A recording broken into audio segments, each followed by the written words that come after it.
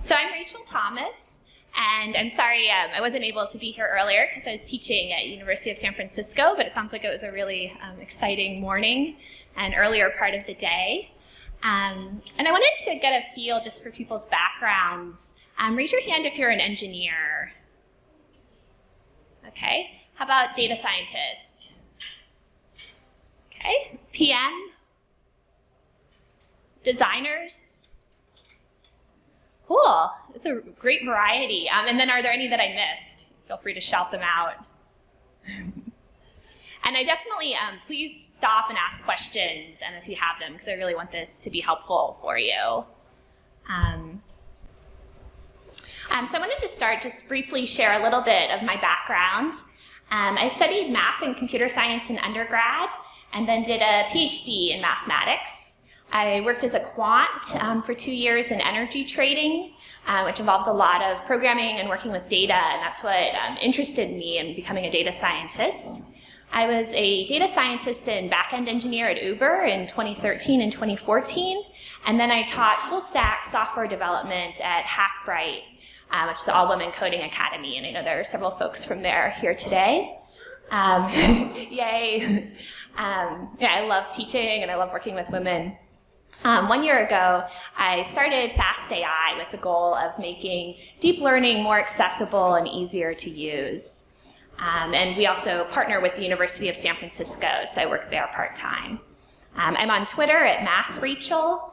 I blog about diversity and inclusion on Medium at RachelTHO, and then I blog about data science at fast.ai.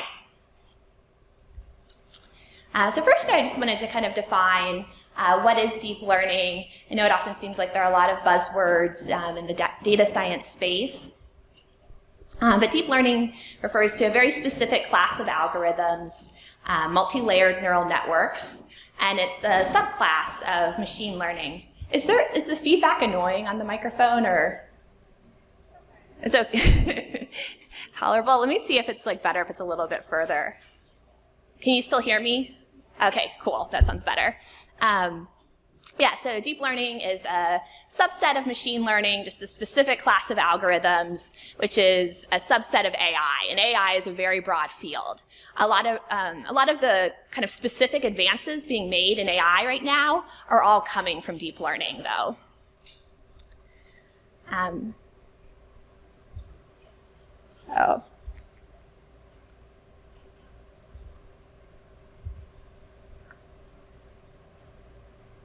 Sorry, I wanted to go to full screen mode to get rid of the sidebar. Okay, there we go.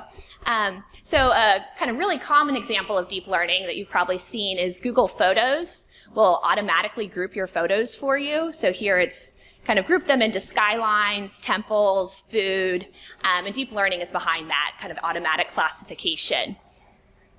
And then another great example is Skype Translator.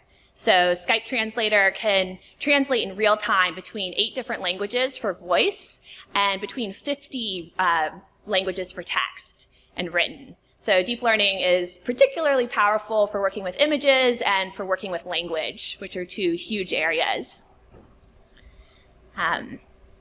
This is an article from Fortune last fall about why you need to learn about deep learning. A lot of people have been comparing deep learning to the internet in terms of the impact that it's going to have, and kind of saying, you know, we're at just like the early 90s in terms of when the internet was still young, and there's just so much potential for what can be done. Andrew Ng is a CS professor from Stanford. He's the co-founder of Coursera, and he was chief scientist at Baidu for 4 years, which is, you know, one of the top tech companies out there. And he said that comparing deep learning to the internet doesn't do it justice, and he thinks it's more like electricity in terms of the impact it'll have in transforming industry after industry. So I kind of showed you some very mainstream examples with Google Photos and Skype of where deep learning is being used, and I wanted to share some less common ones, and these all come from students in a course that I helped create with Fast AI. And so one of them is Xin Li.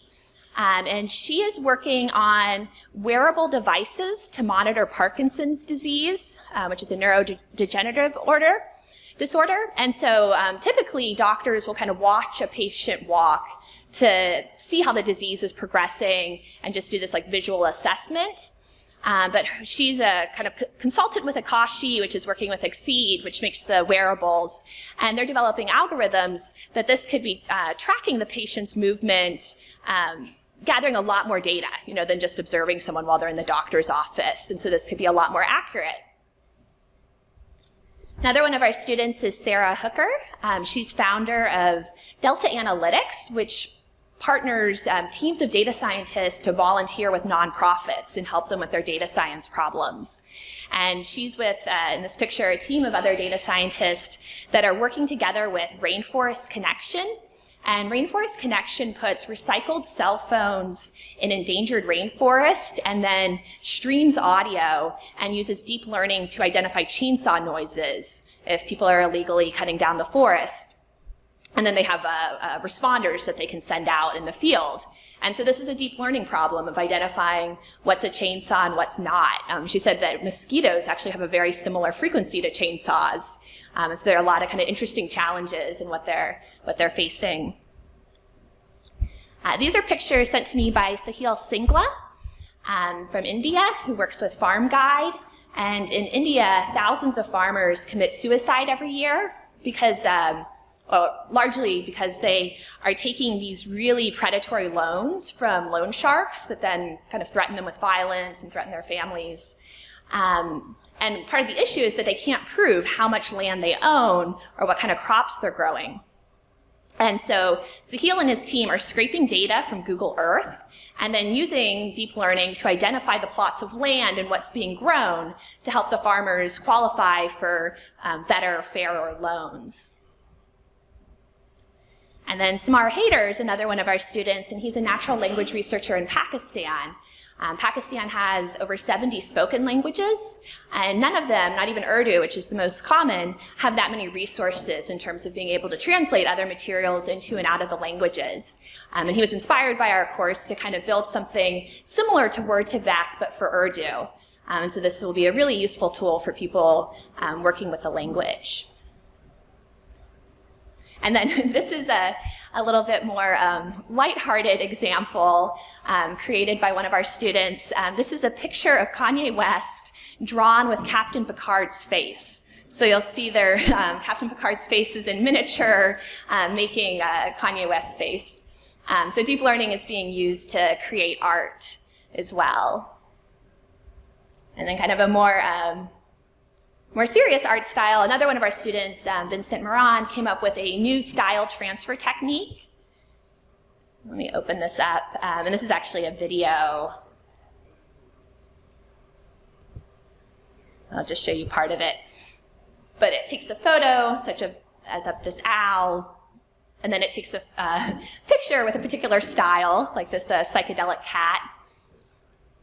And it gradually changes the owl to more and more have the style of the psychedelic cat.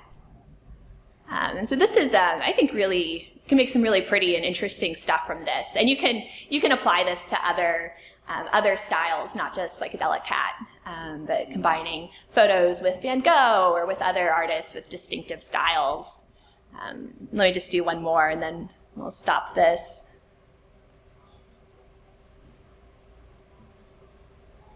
And I think it's neat to kind of see the transformation of, gradually going from, this photo of the Earth to this artistic rendering.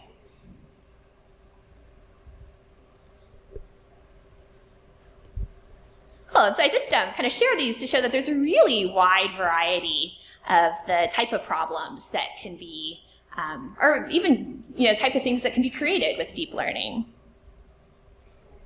So I'll be mentioning this some during this. So Fast AI is me and Jeremy Howard, and we partnered with the University of San Francisco's Data Institute and taught a course this past fall, Deep Learning Part 1, and it was distinctive in that there were no math prerequisites, and a lot of materials for deep learning kind of assume that you have a graduate level math background, and we wanted to see if we could create something that anyone with a year or two of coding experience could do. And we actually weren't even sure if it would work. It was a bit of an experiment. And we released it for free online. So all the materials are available for free at course.fast.ai. And it was a huge success. We had one of our students was accepted to the Google Brain Residency Program, which is very prestigious, and she just learned to code 2 years ago. We had several other students get new job offers. One student got a patent for an algorithm he developed that he said is actually pretty similar to one of our lessons, and that got him a bonus at work. We had one of our students worked for the TV show Silicon Valley, and so he created the Not Hot Dog app, if you're watching the current season, and he also contributed code back to core TensorFlow as part of that. So a lot of interesting stories coming out of it. And so I'll occasionally mention the course, but just wanted to let you know that it's there and it's completely free. And then we also have forums going along with it at forums.fast.ai. And this is a place where people can ask questions or share interesting links. And I think it's a pretty helpful community. And so if you're even if you're not taking the course, if you have deep learning related questions or things that you find interesting, I wanted to let you know that this is out there. Okay, so move on to, and again, stop me at any point if you have questions. Actually, I'll stop now. Are there any questions? Okay, so moving on to today's topic, which is word embeddings. First, I wanted to show you where word embeddings are used, just a few examples. So this is an article from last year, but Baidu's deep learning system is better at English and Mandarin speech recognition than most people, which is really impressive, and that's using word embeddings. This is called image captioning, and these are algorithms that you give a picture, such as picture on the left here, and then the algorithm comes up with a caption. So in this case, man in black shirt is playing guitar. Or for the picture on the right, you give it the picture and the algorithm comes up with construction worker in orange safety vest is working on road. And so this is a few years ago something that was not being done. And then this is Google's smart reply for your email, where it makes a few suggestions of how you can reply to an email. This is somebody asking about vacation plans, and Google's suggesting that maybe you want to say, no plans yet, or I just sent them to you. This was actually an April Fool's Day joke from Google in 2009, because at that point it was so outlandish that email could write itself, and then they, a few years later, released it as a product. But all of these are using word embeddings. And then this is one from part 2 of our course, so we taught part 2 this spring. And here you can give it words, and so we're saying tench plus net, and tench is a type of fish, and then we're seeing back what image we get. And this is a tench and a net, so this is kind of the reverse. If you give it some words and you get back an image. This is a blog post from another one of our students, and I like that it's how Quid uses deep learning with small data. And Quid is a company that has a lot of data sets, does a lot of data science. And they said that one issue for them is so they have a kind of database of company descriptions, and having kind of low quality descriptions that are very generic and vague, they want to identify those because those are bad for their use case. And so, for example, having something that says, our patent pending support system is engineered and designed to bring comfort and style, that doesn't actually convey much information, and so that would be a bad description that they're trying to identify, whereas an example of a good description would be, it has developed lensless imaging optic, the natural eye optic, the NEO replicates the human vision system. That's a description that actually has information and details, and they wanted to be able to distinguish between these. And they use deep learning, including word embeddings, to do that. So computers and machine learning treat pictures and words as numbers. So to be able to kind of process pictures and words, they need to read them in as numbers. And this is an example, and we're not really talking about images today, but I just wanted to show you this because it shows up so much. But this is a handwritten digit 8, and showing how it could be represented as a 20 by 20 matrix of numbers. And in this case, each white pixel is a 0, each black pixel is 255, and then you can have any value in between for gray. And so this is a way to take this white and black picture and transfer it to a 20 by 20 matrix, and that's how the computer is going to work with it. And then we'll be going into much more detail about word embeddings, because that's how computers can deal with language.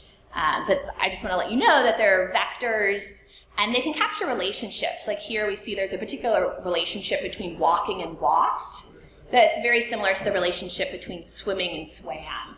And so kind of to move from one vector to the other, you're going the same distance and direction to get between these different verb tenses. So before I go further into this, and actually I wanted to check, so who in here loves math? That's cool, me too. And then who in here has some sort of anxiety or any negative feelings about math? Okay, so yeah, a few people, not as many as I often hear, but I wanted to explain this because I get this a lot from people who really, don't feel good about their own math ability or kind of have anxiety around it. So there's a beautiful essay called A Mathematician's Lament by Paul Lockhart. And Paul Lockhart was a math professor at Brown, and he quit to go teach K-12 education because he thought math education was such a disaster in the United States. And so he has this essay where he writes about a world where children are not allowed to sing songs or play instruments until graduate school, because it's really important that they have over a decade of studying music notation and transcribing notes by hand before we can let them sing. And so it's it sounds horrifying, like that doesn't make sense to make people wait till they're 20 to sing. But that's what we do with math education, is what he argues. And I agree that we often focus on kind of dry, disconnected notation, and that the really more beautiful and creative parts of it don't come until later, after many people have dropped out of the field. Now this is an essay called The Myth of Innate Ability in Tech by Omaju Miller. And Omaju has her PhD in CS education from Berkeley. And this, I think this myth shows up a lot in mathematics as well. But it's the idea of like, and this idea is completely false, and the evidence is against it, but the idea that, some people, innately, have a brain for math and some people don't, that becomes a self-fulfilling prophecy. And I think it's particularly prevalent in the United States, this idea that some people can, their brain works that way, other people's don't. And that's not the case, but it's a very harmful myth. Then it gets worse if you're a woman, in that there was a study, so 90% of elementary school teachers are women in the United States. And I apologize, what I'm saying is very US-centric, and that's what I'm kind of most familiar with the research for, but this is something that really varies a lot from culture to culture. And you will see, like, there are some countries where, there are a ton of girls on the math Olympiad teams at all levels. But yeah, this is an area where the US is not strong. But so most elementary school teachers are women, and in college, the major with the highest level of math anxiety is elementary education. And then this often gets transmitted to kids kind of subconsciously. And there's a study that found, and this was published in the Proceedings of the National Academy of Sciences, which is very, very prestigious, kind of top journal, that girl children pick up on that anxiety, and it impacts how they see the gender ability around math, whereas boy students don't pick up on it from women teachers. So it's kind of harmful to girls, but not to boys. And so this is something that may be impacting people, or definitely is impacting people. And then another issue is in the US, there are a lot of stereotypes and myths about the ability of people of color, and so particularly if you're Black or Latina or Indigenous, you may have encountered kind of negative stereotypes or perceptions about your math ability. And I just wanted to share all these of kind of just all the forces that might be kind of conspiring against you loving math as you could, and that have nothing to do with your actual ability or aptitude.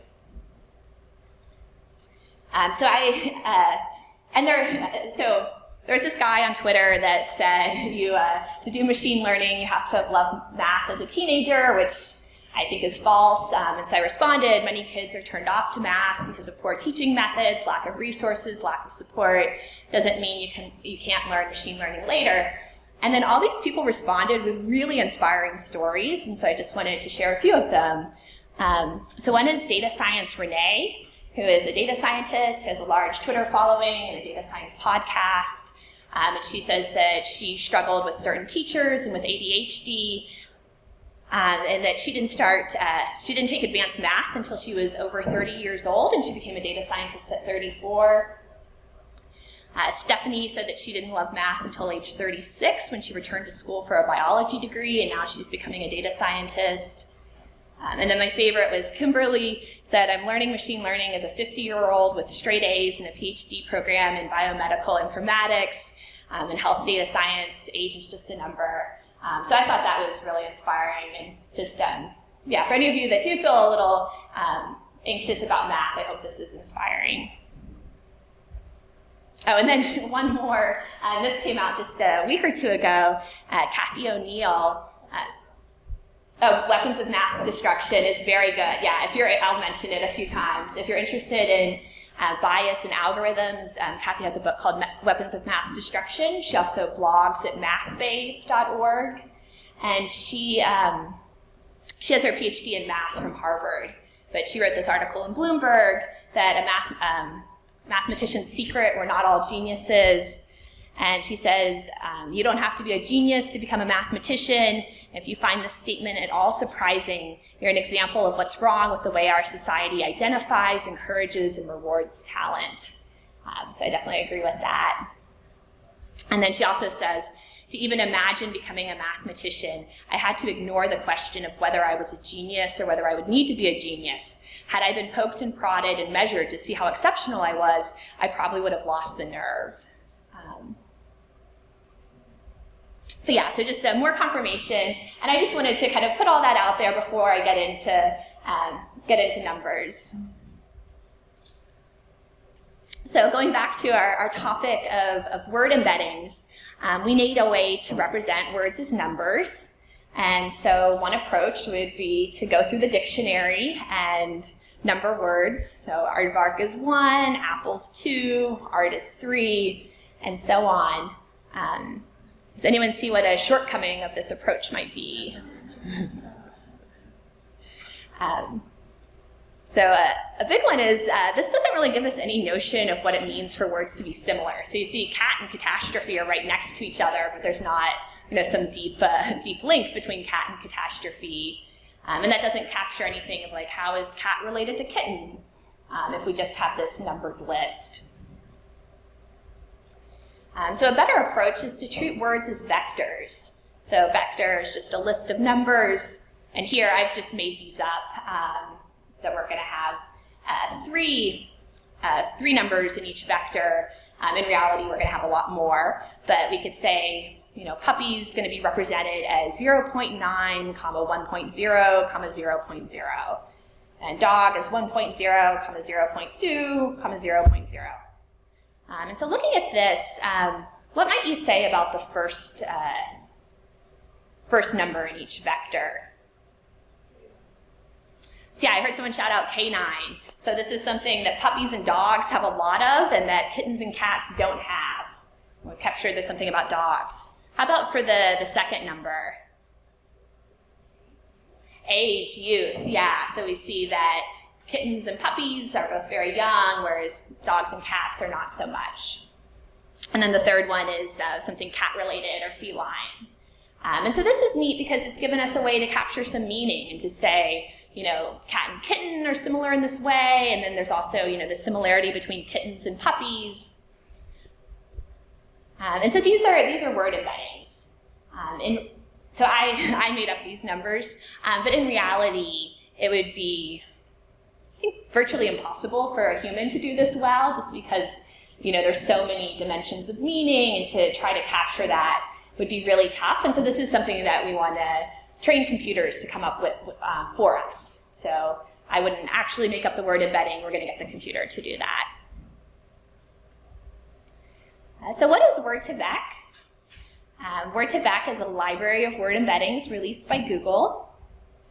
It's not deep learning, although it can and often is used in deep learning, including in the examples I showed before, or mentioned before, of speech translation, image captioning, and the email generation. So those are all using kind of deep learning and word embeddings. Word2Vec is not an algorithm, although it used specific algorithms to train it and come up with the embeddings. And then GloVe is a very similar set of embeddings that was created at Stanford. And I'm going to be using GloVe today, but you can think of them as kind of two versions of the same thing. They're both sets of word embeddings. Hold on a moment. So why it's useful. So training Word2Vec takes a lot of data, and that data may not even all be publicly available. So in the case of Google, they have a lot of data, particularly with their books, that isn't publicly available that they use in training Word2Vec. It can be really time-consuming and slow. It can take a lot of computational power, and so Google has a lot more servers than I do, and so it's really handy for them to do this and then share the results with the rest of us. And it's much easier to download this already trained version. And when I say trained, that's this process of coming up with what the word embeddings should be.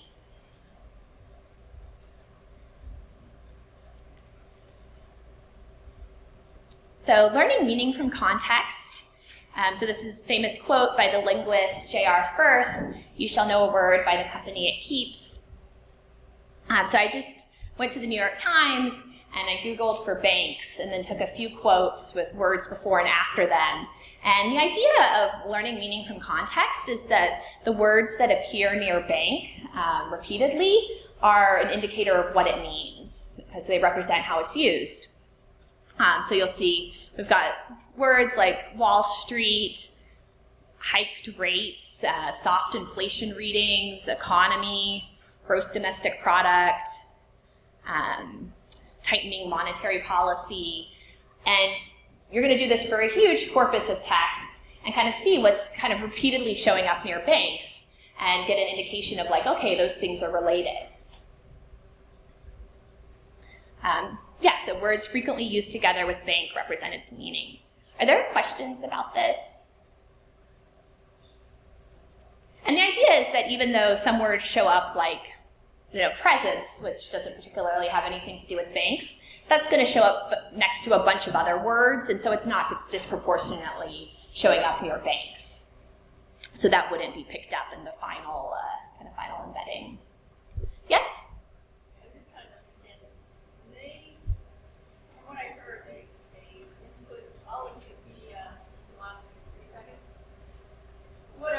Yeah.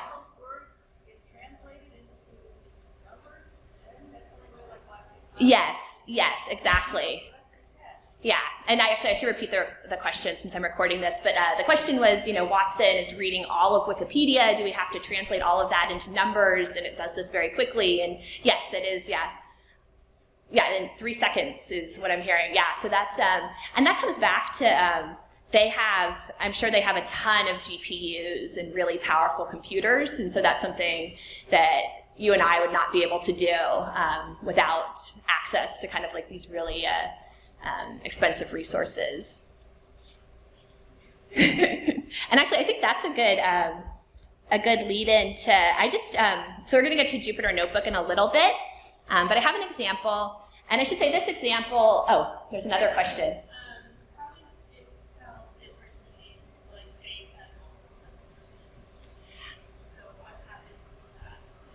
Yeah, so that's something that in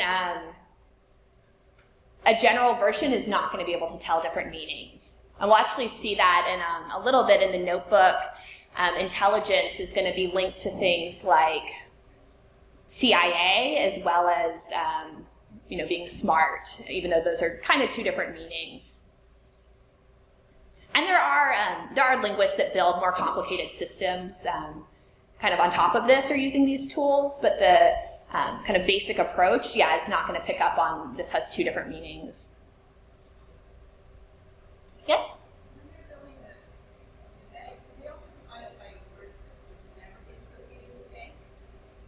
So the question was, do they also define it by words that would never be associated with bank? And that's correct, yes. What they actually do is they randomly change some of the words, so they'll kind of like put the wrong word in place and then say that's not what you're supposed to get. Yeah, these are good questions. Any more? Okay, so this is in Excel, and I did this just, Excel is a really, can be a very useful visual tool just to see what things look like laid out. And I was starting to say these, this as well as the notebook have been modified from part 5, or lesson 5 of our deep learning course. But here, this is the text of Sam I Am. And is this a good size, or do you need it larger? A little bit larger, okay. So let me go over here. So this column is the original text. I am Daniel, I am Sam, Sam I am, that's Sam I am. I do not like that, Sam I am. And so if we wanted to be able to represent this into a computer, what we need is a dictionary of all the words that show up. Unfortunately, this is only 14 words, so this is a pretty simple example. We're giving them each a word ID, so this was kind of our initial numbering the dictionary, and that is a step, but that's not where we're going to stay. And then we're using a 5-dimensional embedding. So here, these 5 numbers represent AM. So this vector of length 5 is AM, and wherever AM shows up in the text, we're going to put that vector. So it's 0.98, 0.95. Let me scroll over a little bit. And so you'll see the same vector for AM shows up many times, since AM shows up many times. Oh, whoops, that's I. Okay, ignore where I accidentally highlighted I. But all the, every time AM is in the text, you're putting the vector for AM. And it's the exact same. So even though we're kind of getting this matrix now that represents the text of green eggs and ham, it's just these 14 vectors being repeated where needed to represent the words. Are there questions about this? Yes? So the question was, how do you determine how many vectors you need? And I assume you mean the kind of the dimension of the vector. And that's an interesting question, and actually with Glove, they have a bunch of different versions. There's like a 50-dimensional version, and 100 and 200. So I think that, I don't know that there's a clear answer. I mean, I think some of it would be like experimentation to see for the problem you're working on, what gets you better results. Yeah, it's a good one. You're asking if more dimensions means that you can capture more meaning? I think quite possibly, yeah. Like definitely at a large scale. Yeah, like if you only, if you were trying to capture 40,000 words in 5 dimensions, you're not going to be able to capture much meaning.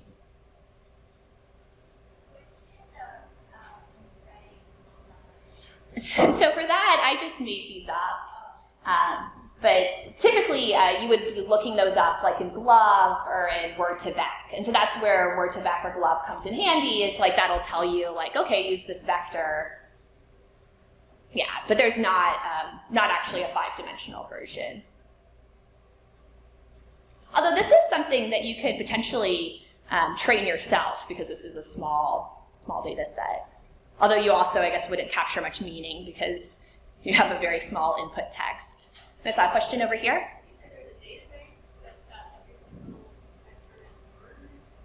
So there's several, and so basically it's you can download these, but Word2Vec is available for download, Glove is available, and I've got instructions for downloading Glove because we have a site hosted at files.fast.ai. But yeah, you can get them, and you've got, there's this long list of words, and we'll actually get into this in a moment. I'll show you what it looks like, and then this diction, can like look up a word and get an embedding. No, so computers did this. So there's an algorithm that was used to train this that kind of took in a ton of text from the web and then came up with embeddings. Yes? So as far as the embeddings, I know you made these ones up, but you probably didn't make up the ones for the puppy versus kitty, dog, cat.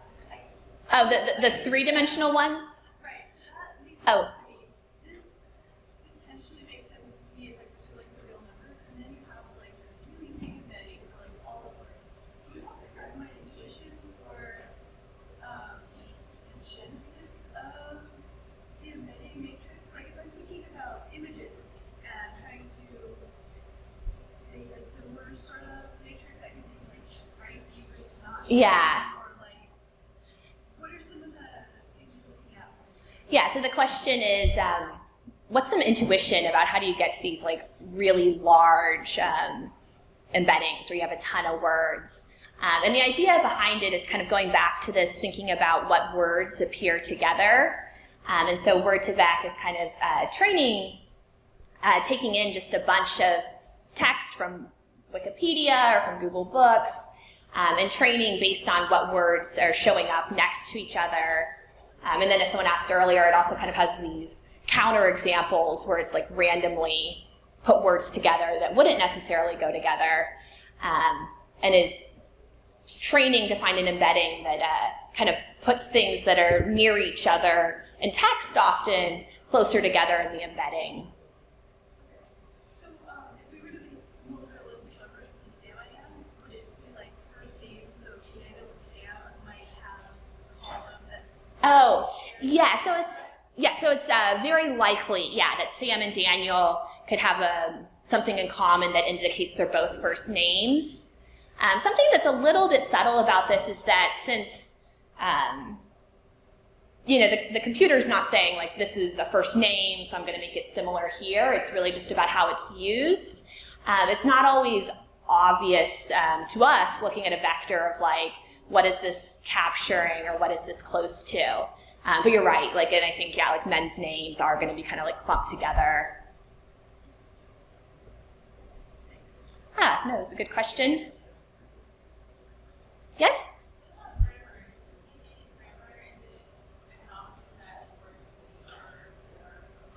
So the question is about grammar, and is this acknowledging, whether a word could be a pronoun or a verb tense.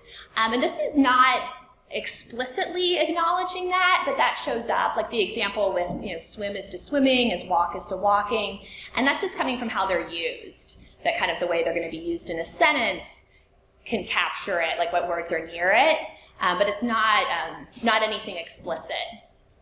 And this is a very statistical approach to language of kind of you just have like all this data and you're seeing how it's used, whereas there are linguists that kind of study things in a more like a way where they're talking about the structure of language or what the rules we know about language are. So with Word2Vec, do you just call empirical observations of how words are found next to each other, or do they go in? So the question was, is Word2Vec just from empirical observations of how words are used together? And yes, it's just coming from how they're used together. And this is something that linguists have and natural language researchers have very differing opinions on, kind of how to approach this. So Beth Carey, who's going to be speaking later today, I know that her company, Pat.ai, is taking a very different approach in that they're not using statistics and I think do have more of a kind of rule-based thing that they know. Whereas Word2Vec, though, is just, just take a ton of text and assume that that's going to kind of capture information you need. Any more questions?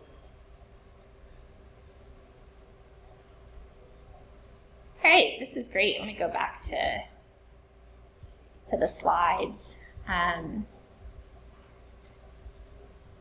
so being able to learn meaning from context, put it in vectors, we are able to capture similarity. So this is from GloVe, which we'll be using today. And the question is, what words are closest to the word frog? And what they've done is see what vectors are closest to the vector representing frog, and what words do they represent. So this is just coming from comparing how far apart different vectors are, this list of numbers. And the first closest thing to frog is frogs, plural. So that's what we would expect. And then second is toad. Then it's Latoria, which I didn't know, but that's looks like some sort of tree frog. Next is Leptodactylidae, which is another type of frog. Number 6 is lizard. And so this seems reasonable, what we would expect, that it is capturing things near frog, and these different types of frogs are all close together in terms of what their vectors look like.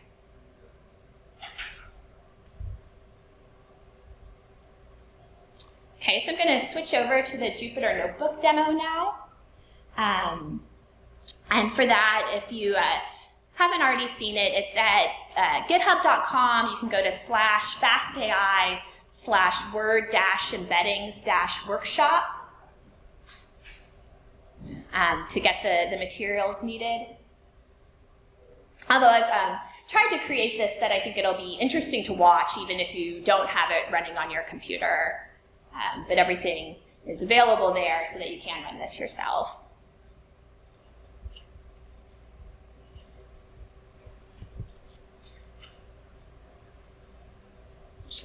Yeah. Oops. And then actually, let me get a show of hands. Who's used Jupyter Notebooks before? Okay, it looks like most people. Who's new to Jupyter Notebooks? Oh, okay, a lot of people. So let me talk a little bit about Jupyter Notebooks as well. Actually, let me go to the GitHub page. So Jupyter Notebooks are super useful and very widely used, particularly by data scientists. And what they allow you to do is, actually I'll go back to the notebook, in a web browser to mix text and code and diagrams and math equations and pictures. And so they're also a really good teaching tool. And there are a lot of kind of online textbooks now appearing as Jupyter Notebooks. And it creates something that you can share with others that has, has text and links and then these interactive blocks where you can write code. But just to get set up with these, so here, this would be from the console. You can use wget to get the GloVe embeddings. And so here, I've zipped up a 50-dimensional version as well as a 100-dimensional version of GloVe. And then you can kind of tar them to open them. And I'll be using Python, so you might want to create a virtual environment unless you already have Anaconda or kind of the scientific Python stack installed on your computer. And what you do to start a Jupyter Notebook is type Jupyter Notebook into the console, and then your web browser should kind of pop up with it running. And feel free to stop me if you have questions. So kind of setting out on this. We've got some import statements just to import the libraries we need. Here I've put the same information that's on GitHub of where to go to get the data. And you'll have to update this kind of based on where in your computer, put it in the same directory as where you're running Jupyter Notebook from so that you can access it. I'm using NumPy, which is kind of like a core numerical library in Python that's very fast and optimized and very useful. And I've saved the GloVe vectors as NumPy arrays. And so we're using numpy.load to open these files. And I think it's most helpful kind of whenever you have different objects that you're using in Python or any language, it's really just nice to see what does your data look like what are your objects. So here we're going to look at words. Words is a list. It is 400,000 long. So I've got a list of 400,000 words, and doing words, square brackets, :10, that slices off the first 10 elements of the list. And so we can see words starts the, comma, period, of, to, and, in, a, double quotes. So that's, those are words, or, and here it's defined a bit loosely, that we're including period and comma. I thought it'd be more interesting to look later in the list, since we just kind of had these short ones at the beginning. So I just randomly decided, let's look at what's at place 600 to 610 in our word list. And I get these words together: Congress, index, Australia, results, and so on. Actually, is the font size good, or should I go larger on this? Larger, okay. Yeah, and feel free to shout out stuff like that if, one more? Yeah, if you're having trouble seeing something or something's unclear. So this is words. It's just a 400,000 long list of words. Are there questions so far?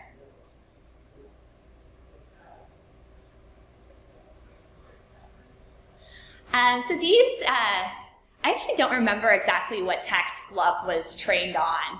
And I would guess that these words might be ordered by frequency, since the ones in the first 10 are all very common words.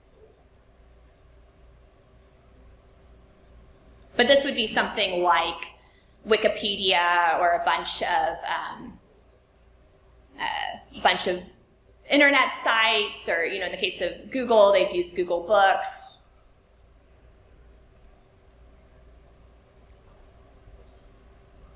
And it is possible, 400,000 words is a lot, but it's not all words, so we might, want to see a word later that's not in there. So then another item that we've loaded is word IDX, and actually I should be, and so some keyboard commands for Jupyter Notebook. You can type B to open up, so you can switch between, when you hit escape, you're kind of, you see there's a cursor on the cell, but you're not in it, and then you hit enter to kind of start typing, and then you can go escape to get back out. So you can check the type of word IDX, and we have tab completion, which is nice, and then shift enter will run the cell. So it's telling us word IDX is a dictionary. We can look up to see, is intelligence in there? It is. This is saying it's at spot 1226. Or sorry, word IDX, dictionary, it's in there. Key intelligence has value 1226. And I was getting ahead of myself. And in that case, what this means is that index 1226 of our words list is intelligence. And so this is giving us a way to look specific words up in our list and see if they're included. Questions?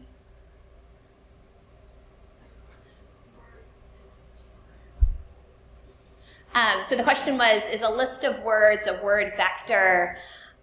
No, so the word vector,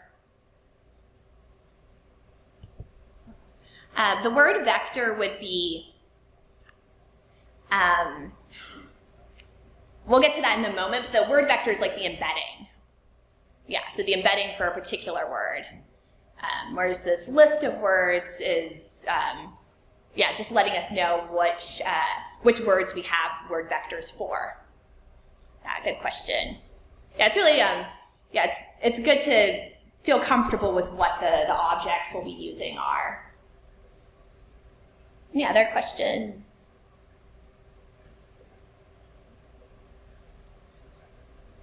All right.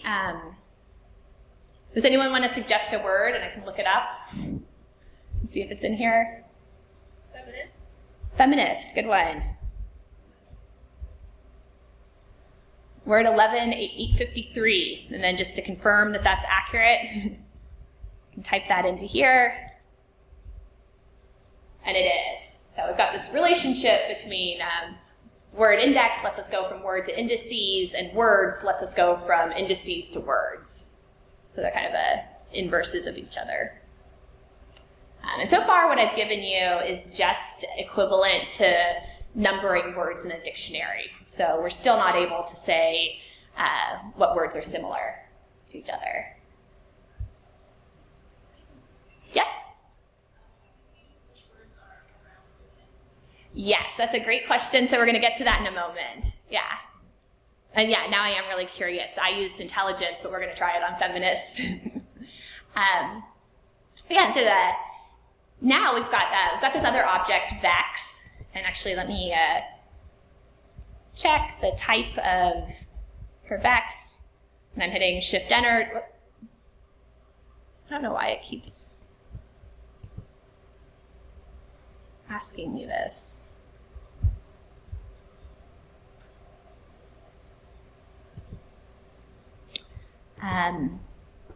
Is a NumPy ND array. And that's just a matrix. So NumPy is kind of a primary way to store matrices. So this is what intelligence looks like. So it's actually, oh yeah, you can see most of it. So it's 100 numbers, and this is not very human readable to have this array of 100 numbers, but that's how the computer is representing intelligence. And then let me do it for feminist. So feminist was 11,853.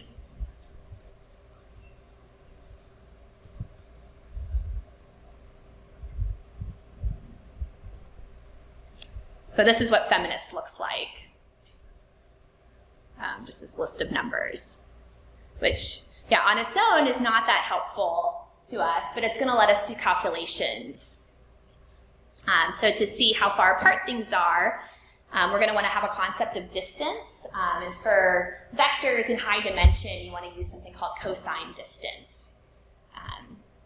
But this is, yeah, just giving us exactly like it sounds, a measure of how far apart two things are. So now I've checked how far apart are puppy and dog. And let me say what I'm doing here. So word IDX, puppy, that's going to return the index for puppy, which is a number. And then we look that number up in vex to get the 100-dimensional array that represents puppy.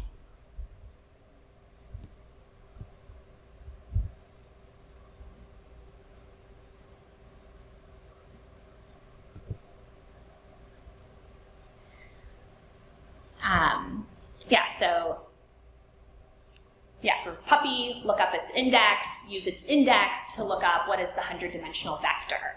And that's what's happening with this statement. And then we have to do the same thing with dog. Find out what index is dog, and then look up the 100-dimensional vector for dog, and then say what are the distance between those two things. And it's 0.27, which is a lot smaller than these things that are not connected. So like kitten and airplane, I was just trying to think of words that don't seem to have any connection. Those are 0.87 apart. Those are much further apart. So even though the 100-dimensional vector isn't really human readable to us, we can look at how it compares to other 100-dimensional vectors, and we get that queen and princess are just 0.20 apart. The words like celebrity and dusty are 0.98, since there's no connection there. Avalanche and antique are 0.96. So these are words that are not close. Melissa? Oh, can you speak a little bit louder?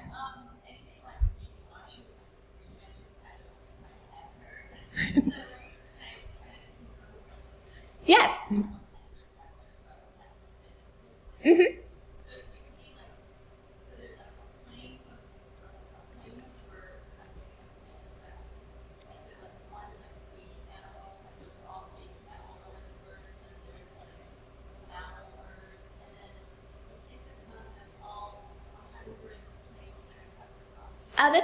This is a great question. So Melissa was saying that thinking about dimensions higher than 3 makes her head hurt, and actually all mathematicians feel that way, and so they typically will draw things as though they're in 3 dimensions, no matter what dimension they're in.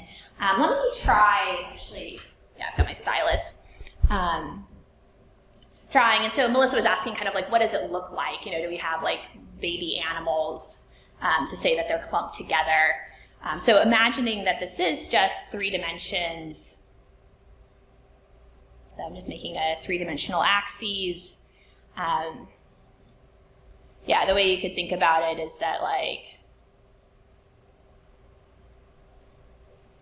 maybe this vector, and so you can just think of vectors as line, like a line to a specific point, kind of going from the origin to the specific point. So we've got kitten and puppy pretty close together. And what we're actually doing, I was glossing over this, is we're looking at the cosine distance, which is the angle between them. And we're just saying, you know, we've got 2 lines and there's a small angle between them. And then, I guess avalanche was the other word I had. Avalanche might be over here. We'll change colors. Oops. And the angle between kitten and avalanche is really large. And so I think kind of, yeah, going to the baby animal approach, you might find that, yeah, that they're kind of clustered like this, if this is duckling or, yeah, and it's, yeah, fine to think of this as just being 3 dimensions, even though it's 100, because it's easier to visualize. Is that helpful? Any other questions about this? Yes, in the back?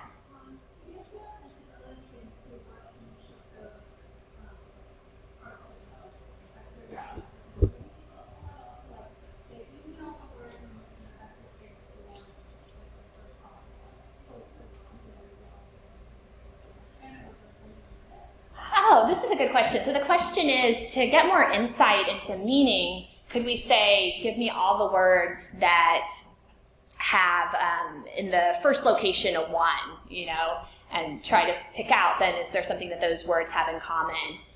I think it's, so an issue is that it may be linear combinations of things that have significance, and so it's quite possible that maybe youth is captured as being near 0.5 in the first spot and 0.1 in the second spot and 0.8 in the 5th spot. So I think that it's definitely worth looking at, but I would imagine that a lot of the things that it's capturing aren't necessarily kind of just in a single spot, but rather like a linear combination of spots. That's a good question. Any more? Okay, let me go back to the notebook. Oh, it's not the notebook.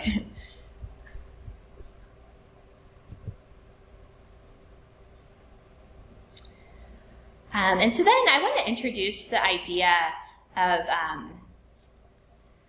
bias. So here I've checked how far away is man and genius, and I get 0.5. And then I checked for woman and genius, and it's 0.69. So those are a lot farther away. So that's an area for potential concern that we'll be talking more about.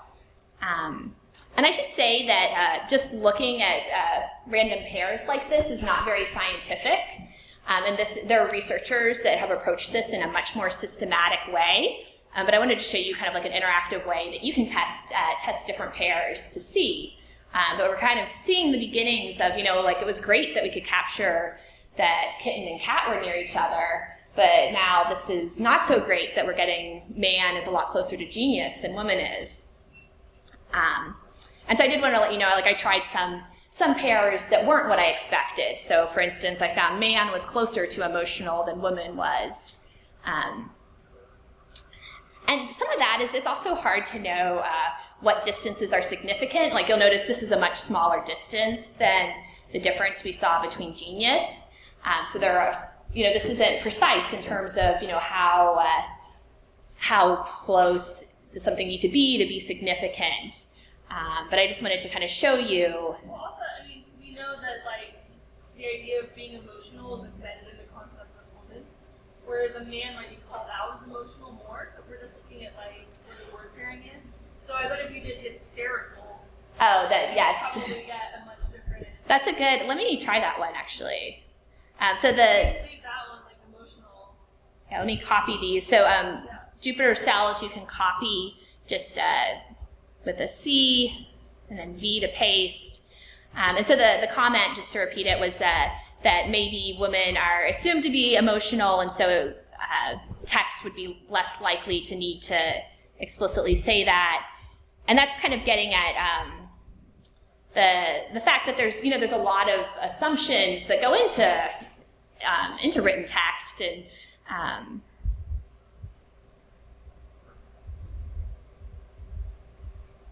oh wait, I forgot to run that.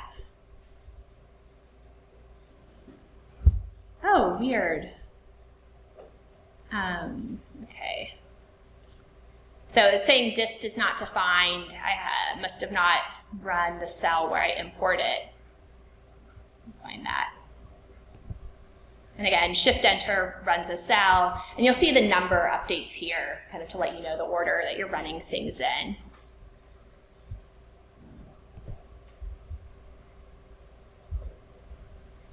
Okay, and so we do get that woman is closer to hysterical than man is. So man and hysterical are 0.78 apart, woman and hysterical are 0.69 apart.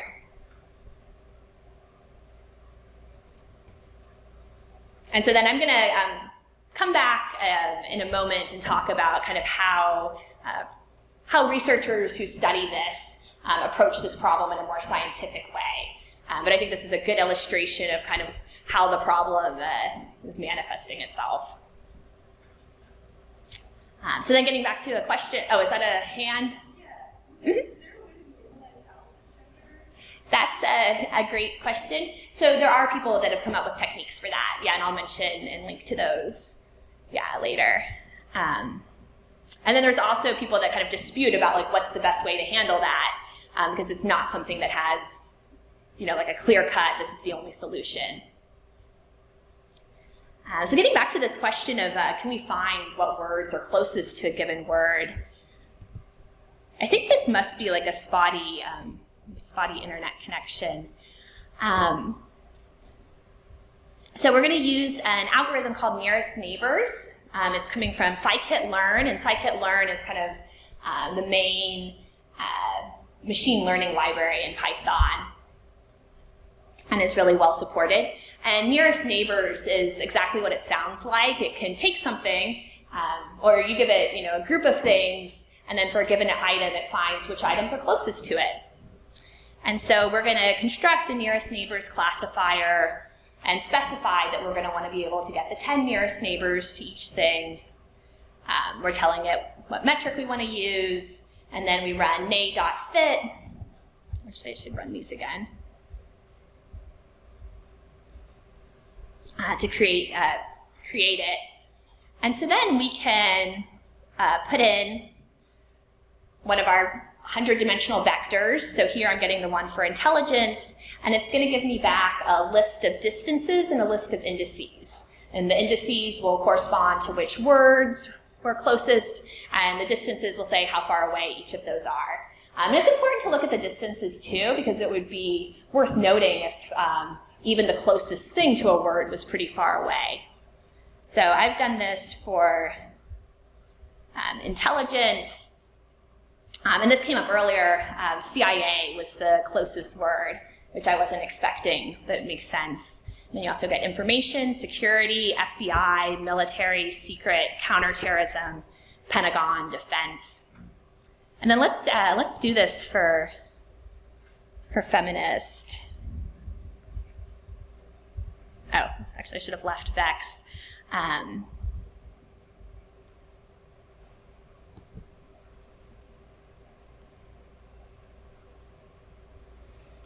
So we're going to use word IDX to look up what is the index for feminist. I misspelled it. And And then we'll use that index to look up in vex, the vector, enter that, and we get feminism, feminist, lesbian is number 6, humanist, modernist, left-wing, postmodern. And so these are words that have appeared near feminist. Questions about this or this idea of nearest neighbors?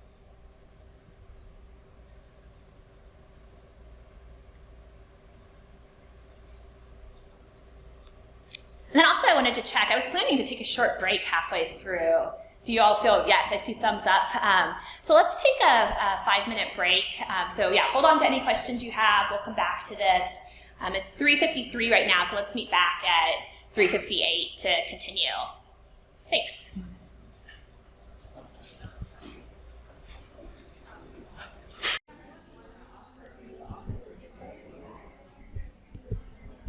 All right, let's go ahead and start back up. And so just during the break, Twain told me about this projector.tensorflow.org, which I wasn't familiar with, but it's really neat. So this is using Word2Vec, and you can choose, this is, I guess, Word2Vec 10K being used here. You can enter a word. I looked up feminist, and then it lists the nearest points in the original space. So here it's feminism, feminist, activist, anarchist, journalist, socialist, literary, romantic. And then you can also kind of rotate this around to, and there's a lot going on in here, but kind of see where the different words are. Whoops.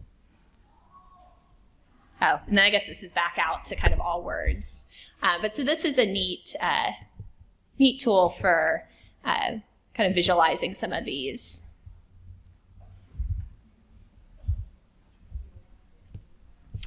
Cool, let me go back to our notebook. Actually, let me try using, no, I'm going to stick with the notebook I was using. So we left off, let's see.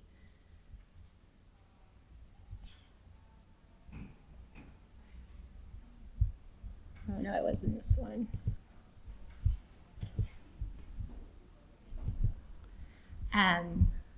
Looking at the nearest neighbors, and so finding what are the 10 words nearest to a given word by looking at which vectors are closest. Are there questions kind of about where we left off? Okay, so to keep going, since these are vectors, which are just these kind of listed numbers, we can do things like add 2 words together and see what the result is. So that's, a 100-dimensional vector plus a 100-dimensional vector is going to give us another 100-dimensional vector. And so here I added artificial and intelligence. And I want to note this is different than the compound phrase artificial intelligence. This is literally adding, this 100-dimensional vector to this other 100-dimensional vector. And then I saw and someone asked about this during the break. It's giving warnings. If you run the code that I have, if you put square brackets around new vec, the warning goes away. And so that's just putting this 100-dimensional array inside an additional list. Oh, one thing that I meant to say this at the beginning and forgot. I ran this I was working on one computer, and then this morning I tried running it from a different computer to make sure that it would work. And I got an error with open words.txt. And the solution to that, go up here, was to add, it is, with open words.txt, comma, encoding equals UTF-8. So if anyone had trouble reading in words.txt, sometimes you have to tell it what the encoding is. So I just wanted to highlight that. So this is being run on my local computer, and then I have a copy that I'm running from a server elsewhere, and I didn't get the error on one of them. But yeah, just a minor thing if you saw that error. So yeah, down. Oh, sure.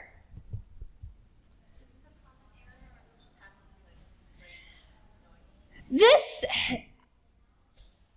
I mean, I feel like you do get a reasonable number of like encoding errors, particularly if you're someone that's like switching between Python 2 and Python 3.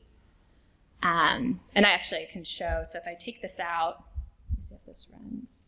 So it was a Unicode decode error when I didn't have it, but putting it in, oops.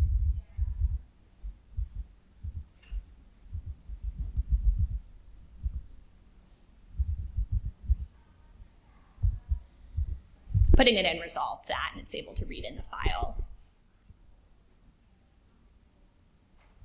Okay, sorry, I meant to mention that kind of back when we covered that. But so yeah, going back to our adding two words together, we've added together artificial and intelligence. And now, what we're getting, so actually let's go back to what we were getting before, and I think I overwrote it. When we just had intelligence,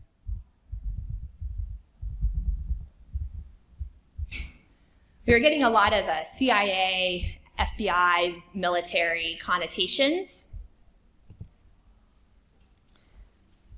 However, in this case, we're getting words like, so artificial intelligence are the two closest, which kind of makes sense because those are the words we combined to create this. We're getting information, knowledge, secret, human, biological, using, scientific, communication. And I just thought that was interesting because it's kind of very different connotations than what we got for just intelligence.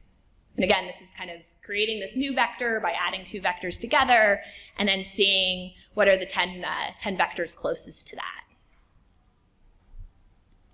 Does anyone have suggestions for words they want to try adding together?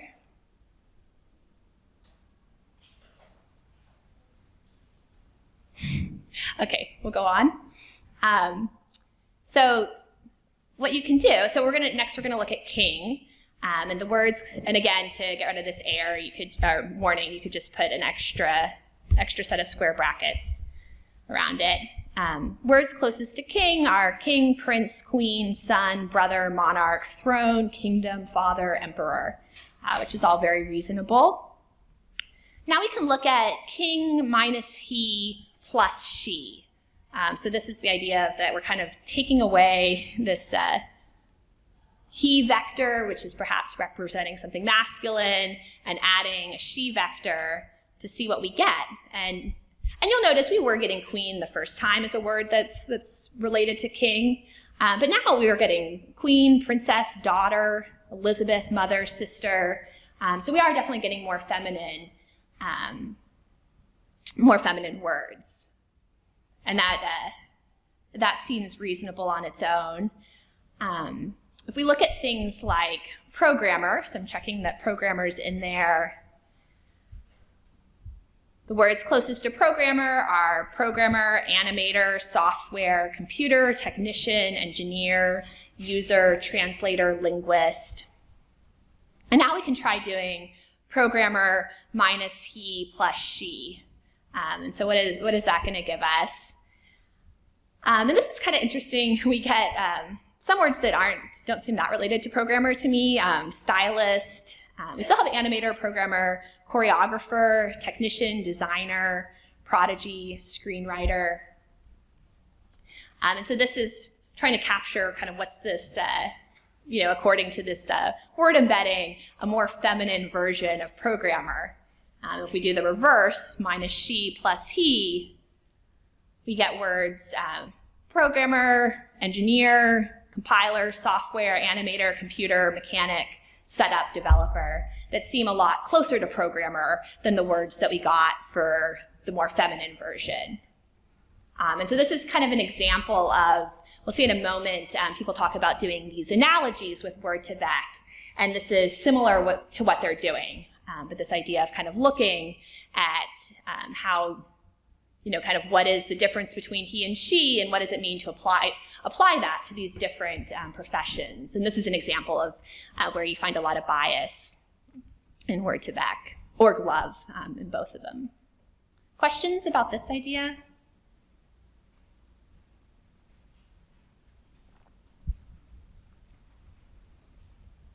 Okay, and I did a few more examples. I did doctor, So this is just doctor, kind of the word by itself. We get doctor, physician, nurse, doctor, like DR period, doctors, patient, medical, surgeon, hospital, psychiatrist.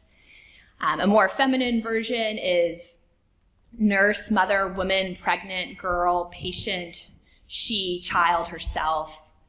So a lot less kind of doctor connotations.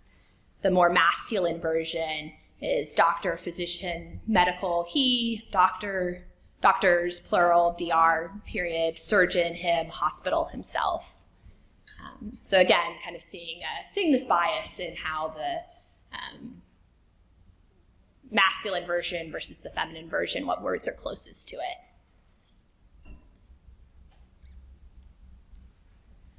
All right, and so I think I'm going to switch back to my slides now. I have some more slides about this.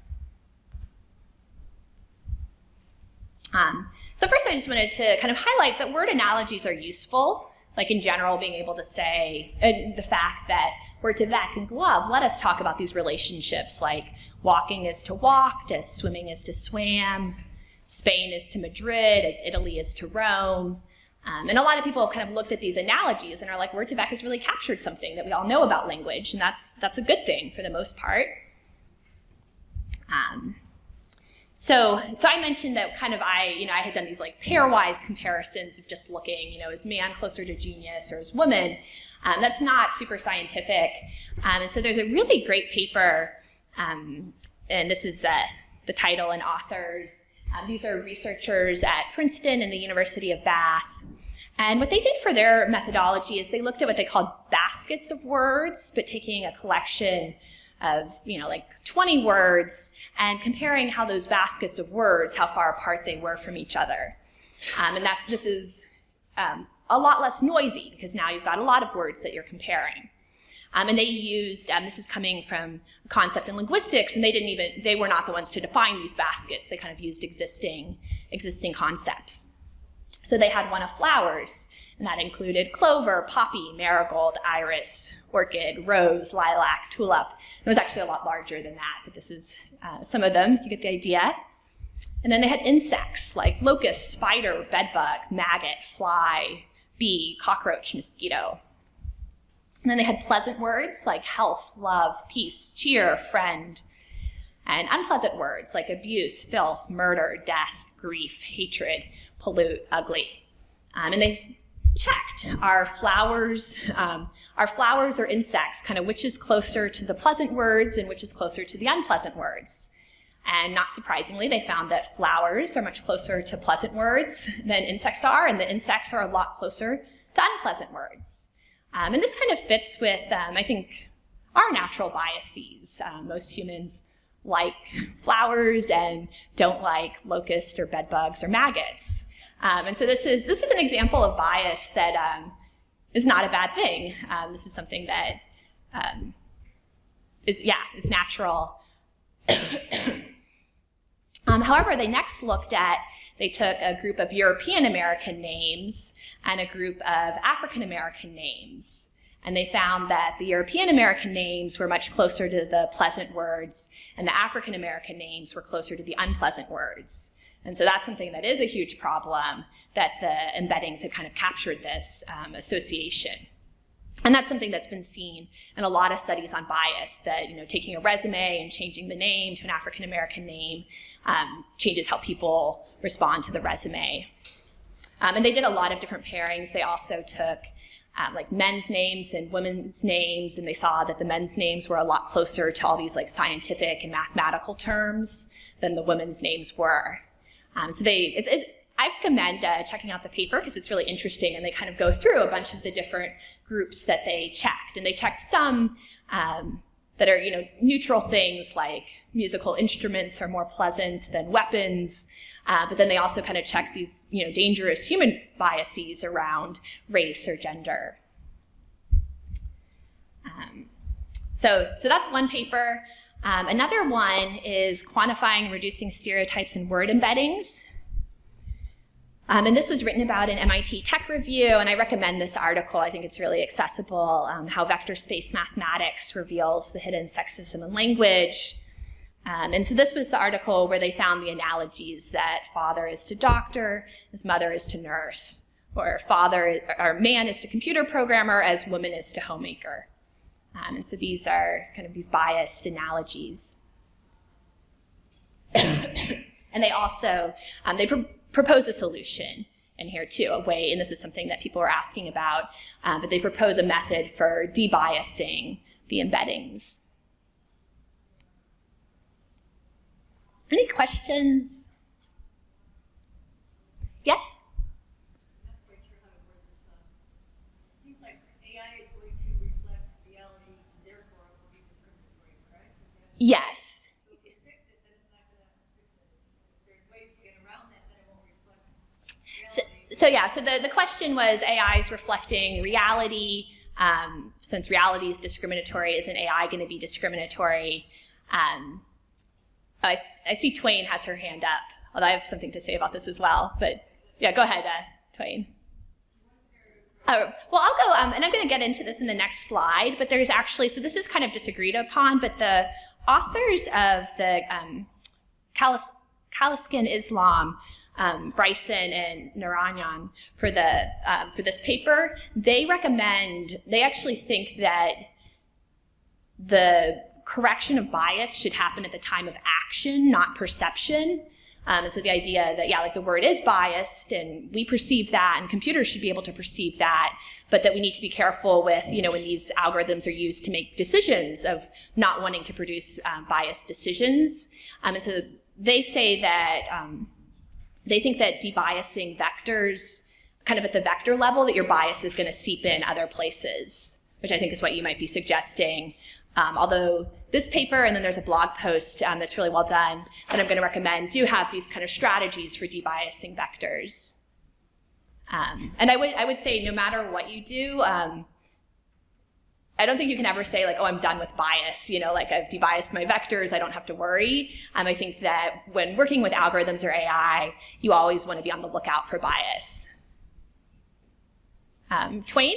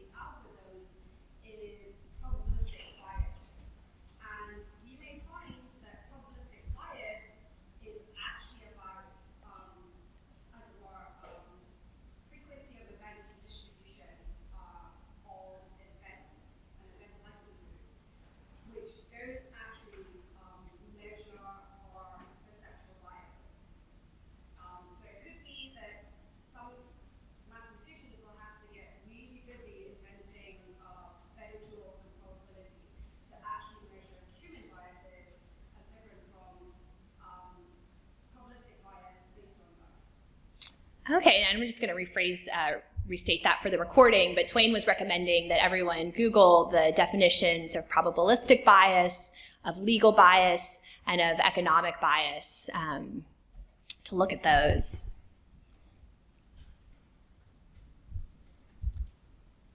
And and so I'm going to talk more in a moment about how to deal with bias. First, I wanted to talk about kind of the impact of it.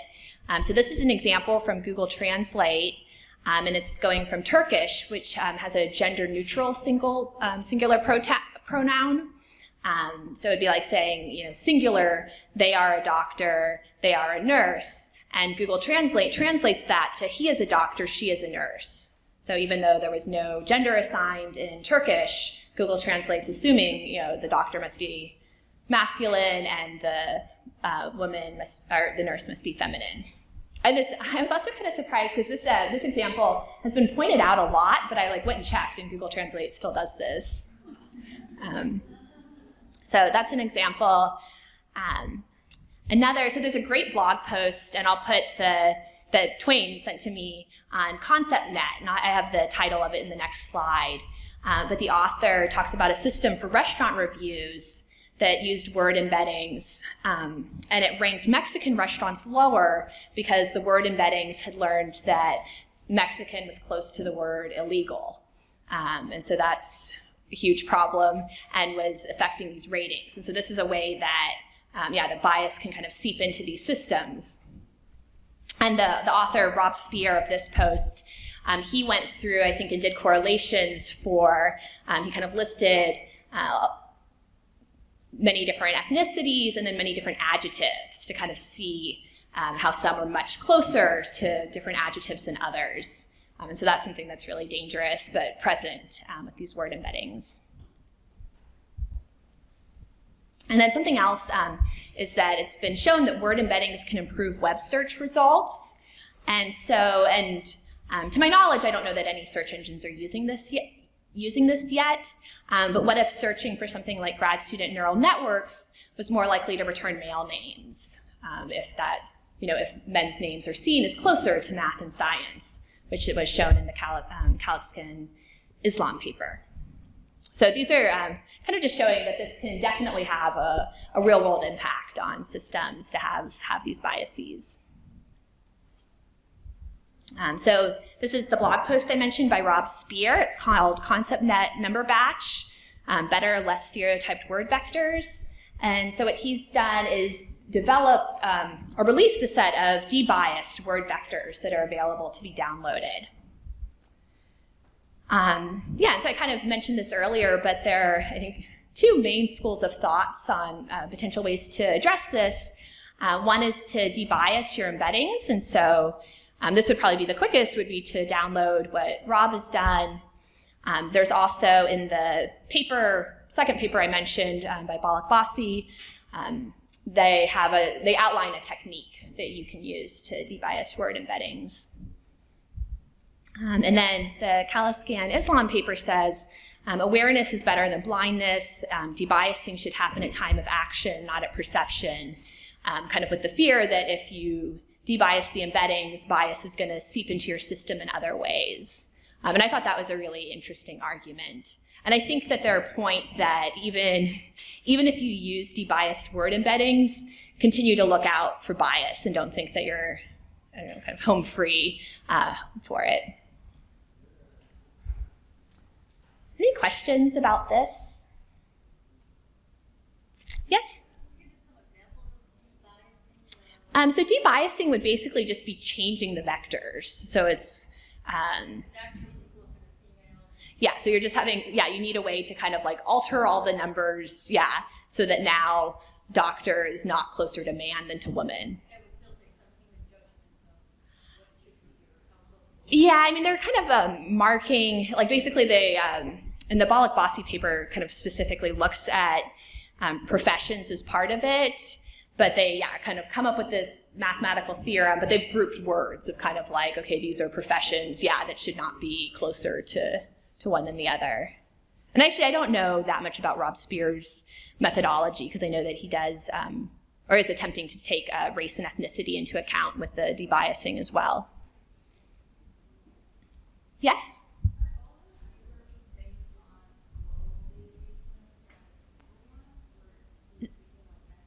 It's a mix, So the Balak Bassi paper is based on, I believe the Balak Bassi is based on word to vec, and the Kalaskan Islam paper is using glove.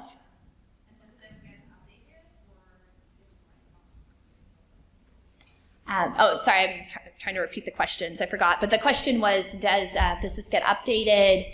These are still, I would say, like relatively new enough that I don't know how much they've been updated or need to be updated. Something also that Twain pointed out during the break is that glove, she said, was trained on kind of like the largest corpus possible of everything going back to Gutenberg.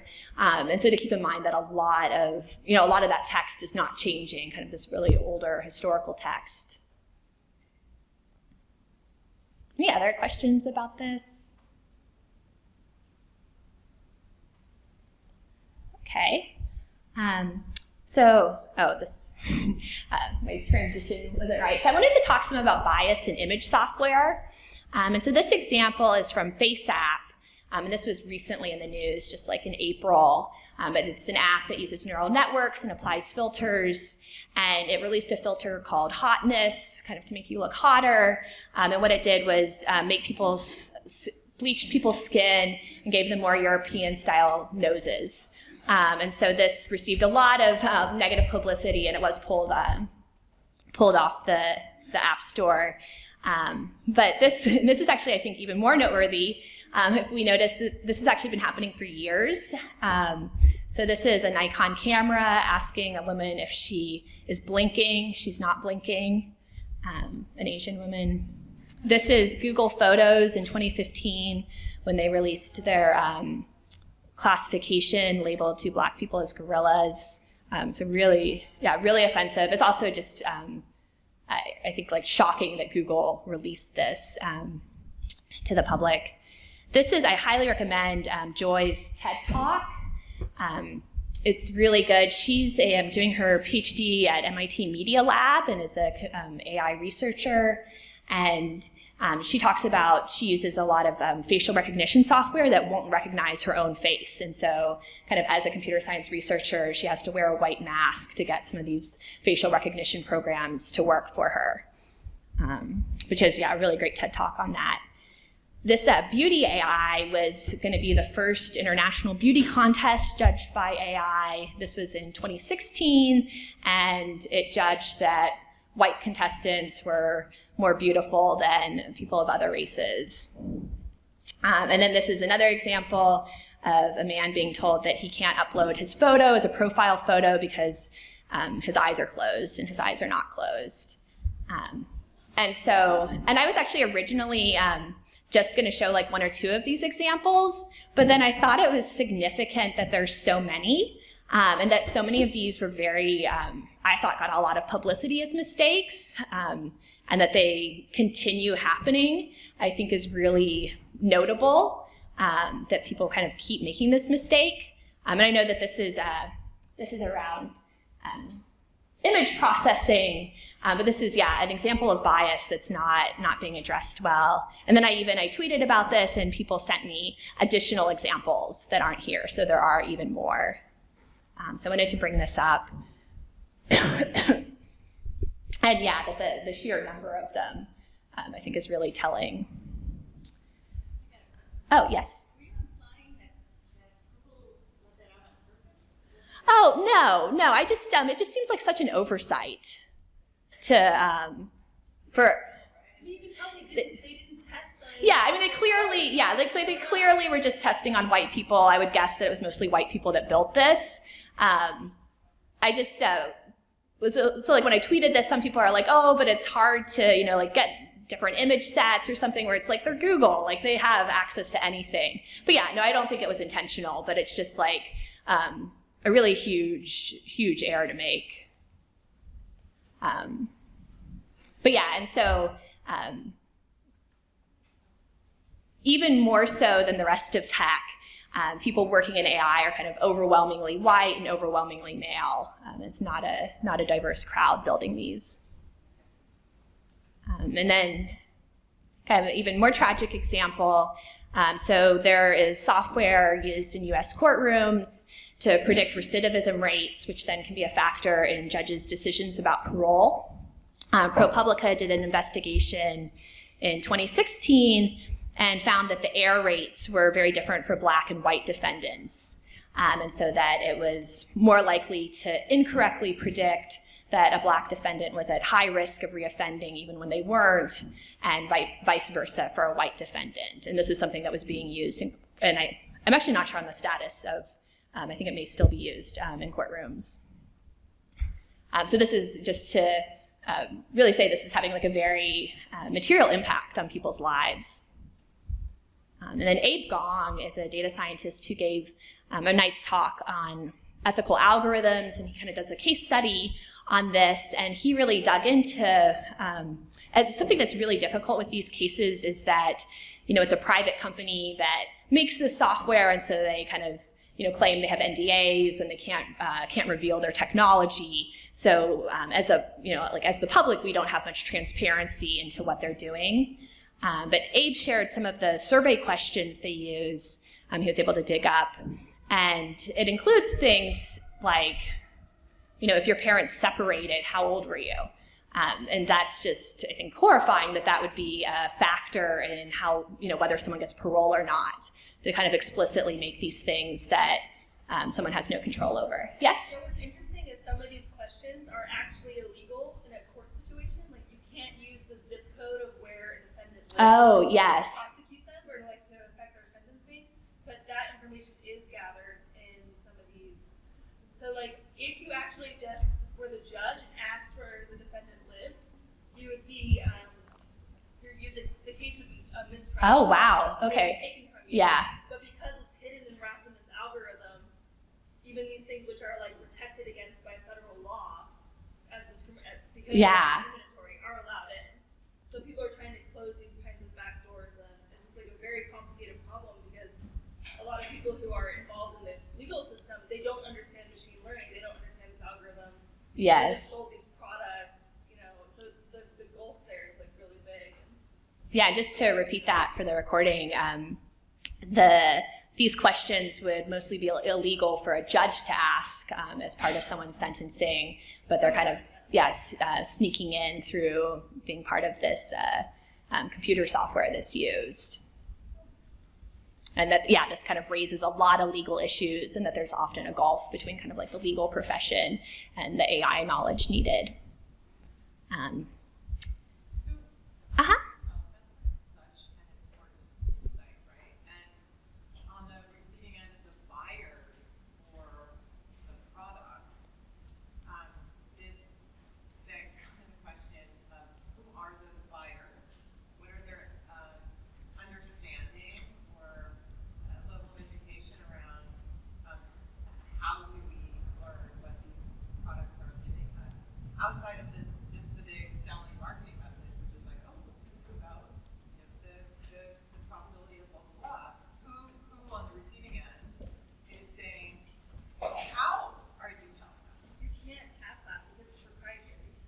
So So like, that's what it's the like- answer is? Like, well, we that's can't how they're dealing with it now. And the buyers is the government. Right, so it's just some guy or girl, whatever, sitting behind a desk going, ooh, that product looks like it'll answer our. Well, I mean, it's more elaborate than that, but it's like the government bidding, Yeah, but this is what I'm getting at, exactly that. It's like, it's more elaborate than that. Well, how elaborate? That's just where I'm coming from. Yeah, so as elaborate as all government. so the question is about kind of who's making these product decisions on the government side to purchase the software, which is proprietary and kind of definitely not transparent, but not even being audited or kind of having oversight. And this is definitely an example of kind of, But this crosses everywhere. Healthcare, really big thing. Yes. Where like, at least from the healthcare side, when you're building, when there's a buyer, they are slamming you with questions around HIPAA compliance and a whole bunch of other things. It's almost like they don't care about the prison system as Right. much as they do healthcare. Yeah, it's like, Right. Well, It's- that's exactly what it's this not is as my. streamlined. no, I mean, I think this is, regulatory political issue, it's not a government buying issue, it's a political issue. I want to not get too off on a tangent, but I mean, this is definitely like an area for huge concern. And I think it gets even more concerning. Taser bought two AI companies earlier this year, and they've actually rebranded themselves as Axon AI. So Taser, that make the electric stun guns. Taser also makes 80%, or they have 80% of the police body cam market. And they have very close relationships with many police departments. And so they are, I just kind of wanted to flag this as something that I think is really scary. They have no transparency because, again, they're protecting their software and also their databases of the body cam footage as proprietary. And so they're not subject to the same state public record laws that we think of, or that, that the government is, since they're a private company.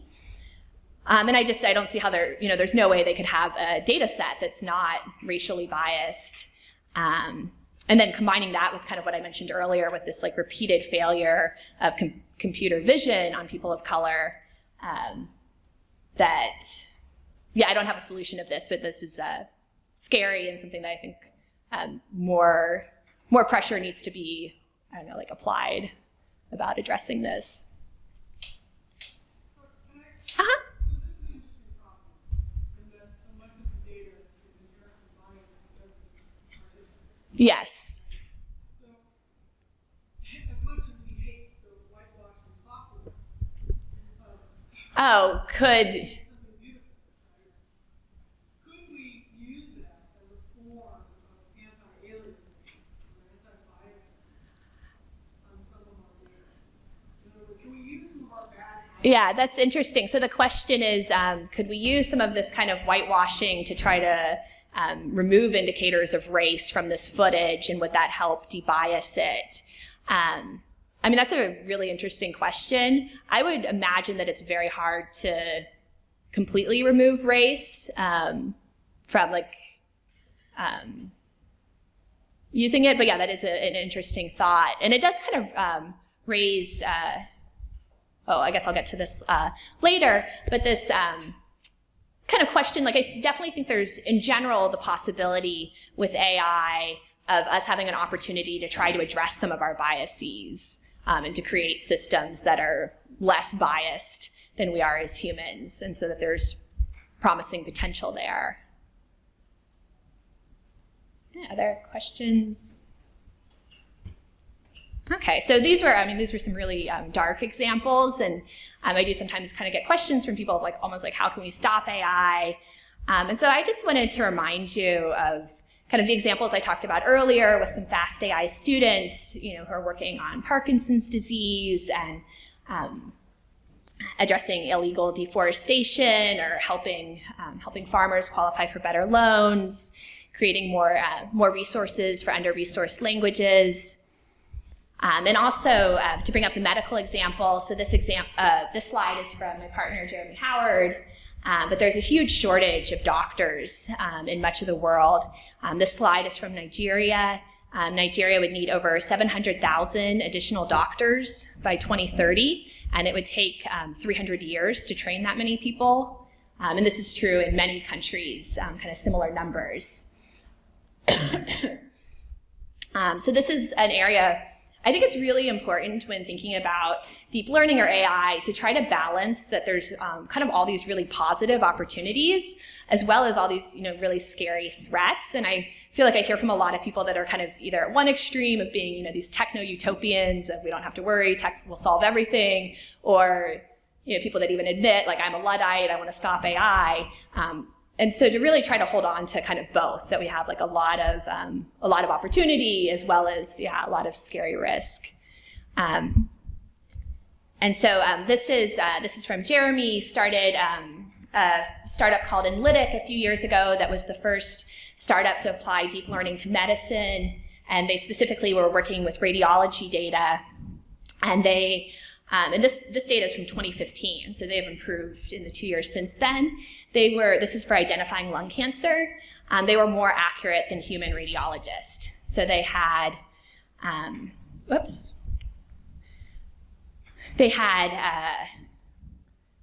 fewer false negatives and fewer false positives.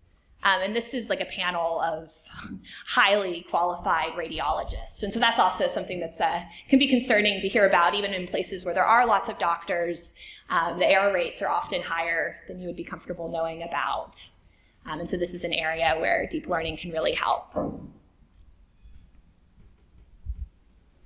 And then here I wanted to emphasize, and I think we've kind of already talked about this, I know I'm running out of time, that humans are really biased as well. And so when we think about, this is why we create biased technology, but the alternative to not using tech at all is also that, like we have human biases. And so it would be awesome if we could create tech that was, that removed bias. And so this is about race in medicine, just some really sad statistics about kind of the worst quality of care, particularly that Black and Latino patients receive.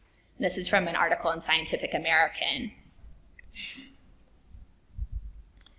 So the Kaliskin Islam paper that I've been referencing had a quote saying, one advantage of AI, at least where the algorithms and outcomes are open to inspection, is that it can at least make such errors explicit and therefore subject to monitoring and correction.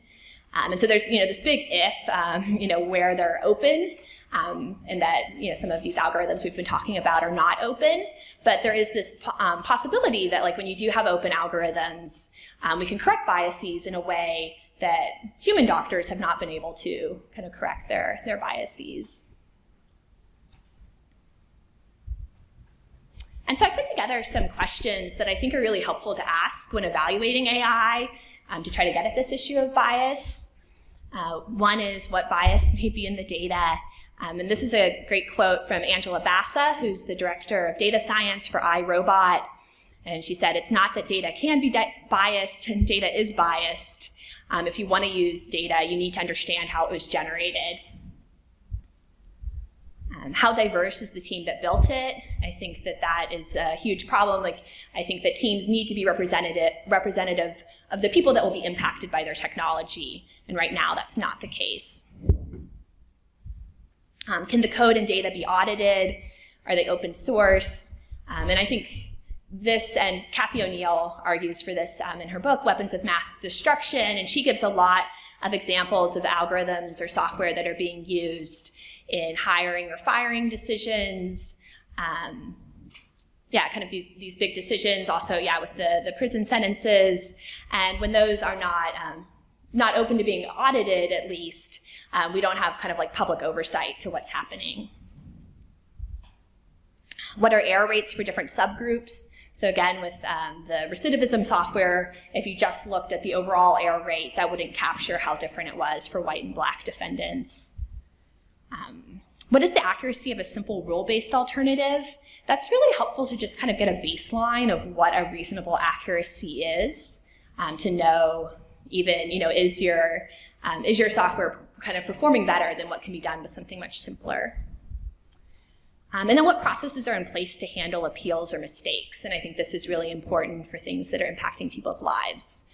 So Kathy O'Neill gives an example of software that was used to fire teachers and no reason would be given. And so she talks with teachers that the students love them, the parents love them, the principal loved them, and they get fired, and then they're not given a reason. It's just like, oh, the algorithm said so. So these are, good questions to ask about AI. I should have been distinguishing as I went. I tried to point out when I was giving examples of things that use deep learning. Some of the examples I gave were other algorithms and are not necessarily deep learning. For instance, the recidivism software I don't think is deep learning. But I wanted to talk about them because they raise these important ethical issues. And increasingly, deep learning is being used for more and more things. And so I think deep learning will be applied to these problems in the future, even in cases where other algorithms are being used now. Any questions about these or additional questions you think would be good to ask? Yes? You mentioned a young woman earlier who was comparing sounds in the jungle. Oh, yes. Could you talk about how sound lives in that same dimension of what we were comparing earlier and vectors and things like that? Okay, so the question was about how, referring back to, so it was Sarah Hooker with Delta Analytics and Rainforest Connection that are capturing sound from the jungle. How is that sound data represented? And so that is kind of not represented with word embeddings, that's with the frequencies. And I actually think that for a while they were treating those as pictures. So you can represent sound frequencies as numbers, or you can just kind of have the picture. And I believe that that's what they were using. And so then kind of applying these convolutional neural networks, which are what are used for a lot of image problems, to basically the images of the sound waves. And so is it still relational, like how close it is to, an image or a number? So it's relation. The question was, is it still relational? So deep learning, and I won't have time to really get into this today, but deep learning is learning patterns for the most part. So you kind of have all these parameters that are learning patterns. And so it is recognizing patterns And you can use that to get similarity. And like, this is something I would like to see more of, but that it would be possible to say like what other sounds, sounds you've heard in the past are most similar to the sound. And so you can get that back. Although that's not necessarily going to be explicit there. Like that's a kind of question you have to ask it or, program it to do. But it's possible. Good question. Any other questions? Okay. So this is a quote from Melinda Gates that I really agree with. If we don't get women and people of color at the table, real technologists doing the real work, we will bias systems. Trying to reverse that a decade or two from now will be so much more difficult, if not close to impossible. I think we're at a really, in a lot of ways, a very exciting point in history, but so much technology is being built right now, and will be, for the next 5 years, that it's really, really important, I think, to see more diversity in the field of AI as soon as possible, because it will be so much harder if we do encode kind of all our existing societal biases into this technology. That's going to be much harder to undo in the future than to try to address it now as we're building the technology. So yeah, I just wanted to encourage you that if you find this interesting, that you consider learning more and getting more into the field of deep learning, because the field really needs more women, more people of color. It needs more people who care about ethics and bias and inclusion and social good and are asking these questions, and just people with a wide variety of backgrounds. Yes? Yeah, previous to this, I was looking at that company software that you're talking about. Yeah. And it was all about how bad AI is because you put the black box and you can't tell why this person got this girl and so on. But I just looked at the computer, there's 137 questions that led to this AI decision. And you can see the bias right in the questions. Yes. You really need to have, I mean, the algorithm doesn't seem to be the problem. It's, So the question was about the Compass software, which is the recidivism software, saying that a lot of writing about this has been like, oh, the algorithm's bad, and that the large part of the issue is these questions that were being asked have so much bias, and as someone else pointed out earlier, things that aren't even legal for a judge to ask. And I think the bias plays a huge role. Like I would say that I think to have an algorithm that was making unbiased decisions, I think would probably be an improvement over, we know that judges are really biased in the decisions they make. And so if you had something that could make decisions that were better than the decisions human judges make, that would be a good thing. But yeah, the problem is that this is not. But yeah, good question. And then I wanted to share a quote from Francois Chollet, who's someone I really admire. He created the library Keras, which is a library for neural networks. I think it's the most accessible library out there. So if you're interested in deep learning, I recommend you start with Keras. It's spelled Keras. He's a researcher at Google Brain. And he tweeted recently that he used to think that machine learning people didn't know enough math, that was what was limiting the field. Now I think the field needs more humanities. And I thought that was really encouraging. And he's kind of getting at this issue of people that are thinking about these ethical questions and knowing kind of what are the right problems to be even solving and working on. And so, yeah, I just wanted to encourage you that no matter what your background, that I think you could add a lot to the field of AI. Wait, sorry, I saw someone was taking a photo. Got it. And then I'm over time, so let me check with Twain. I can keep going? Okay, yeah, so cut me off if I start, I'm getting into the next speaker's spot or anything. I was not sure how long this would take at all, so I guess I've prepared too much material. But I wanted to give you some tips for getting started with deep learning. So far, kind of in the first demo, we were just seeing the word embeddings, which are a really useful tool and are used in a lot of algorithms. So to kind of restate this, I talked about it a little bit at the beginning. So Jeremy Howard and I are Fast AI.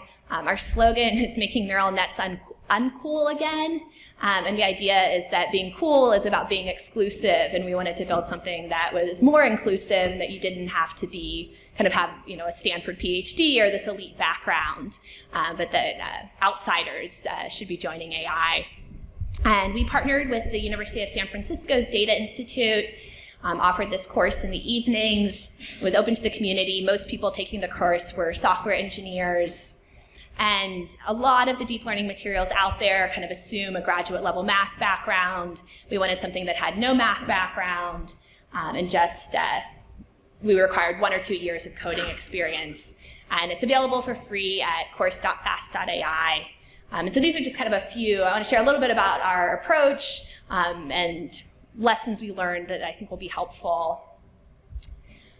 So some problems we've seen with other technical teaching. One is that it's often math-centric versus code-centric. And I'm someone that loves math. I have a math PhD. When I first got interested in deep learning, I found it frustrating because I wanted to be able to code, and even though I can understand equations, I was like, this isn't showing me how to implement it, or the kind of the practical information.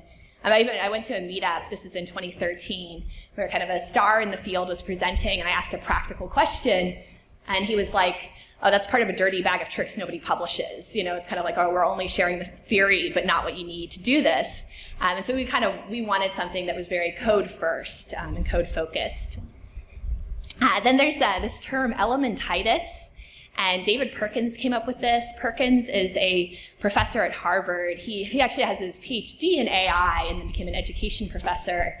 And he uses an analogy with baseball and says, you know, we don't require children to learn kind of all the formal rules of baseball before they're allowed to play. You know, they're able to play a simplified version of the game and get a sense of it and have fun. And then as they get older, they may learn more and more rules and play, you know, more innings and get closer to kind of the real game. But that you should be able to get into a field and kind of have fun and get a sense for the big picture even without knowing all the details. And elementitis is the opposite of that, and that's kind of this idea of like you have to learn each individual component, you know, and then eventually years from now you can like build those components together to do something interesting. And so with this course, we kind of start with things that are black boxes just to kind of get people going, and then over time we dig in and kind of peel back the layers, and it's always motivated by wanting to improve our performance or needing to solve a particular bug. So in the end, you are learning about the low-level details. It's just in the opposite order, because we want you kind of able to solve problems right away, and then we'll get into the details as time goes on. And then of the more practical or code-based resources out there, many of them kind of just settle for good enough results or kind of are on these toy problems. We still wanted to be getting to state-of-the-art results and getting stuff that you could actually use at your company or in production, as opposed to just kind of these simplified toy examples, which can get frustrating. So this was our approach to Fast AI. Well, the ones on the bottom, kind of addressing these problems. So yeah, my recommendation is to start with Keras, which is a high-level neural network API in Python. I wrote a blog post in January. So Google has spent a lot of money advertising and promoting TensorFlow, which is somewhat unfortunate because I don't think it's a good place to start. And so I wrote, TensorFlow makes me feel like I'm not smart enough to use TensorFlow, whereas Keras makes me feel like neural networks are easier than expected. And this actually got a lot of attention. People on the TensorFlow team read it, and they invited me to the TensorFlow Dev Summit, which was very nice. And here, someone had responded to my post saying, TensorFlow is like being handed an injection molding machine and being told to make a toy. Keras is like being handed Legos. And I think that captures it really well. Keras is very kind of very modular and gives you these pieces you can use quickly. And I should say Keras is being incorporated into TensorFlow, so there may be less of a division, but definitely if you're looking for tutorials, I would recommend looking for Keras stuff. So kind of some tips. I think it's really good to have a practical coding project that leads the way if you have a problem that you're interested in solving. And also to start on that right away and not feel like you have to, spend a year studying theory and then you can do the thing you're interested in. Having a project that you care about is going to motivate you, and it's going to drive your learning. And so I would say kind of let that drive, like learn what you need to do the project you care about.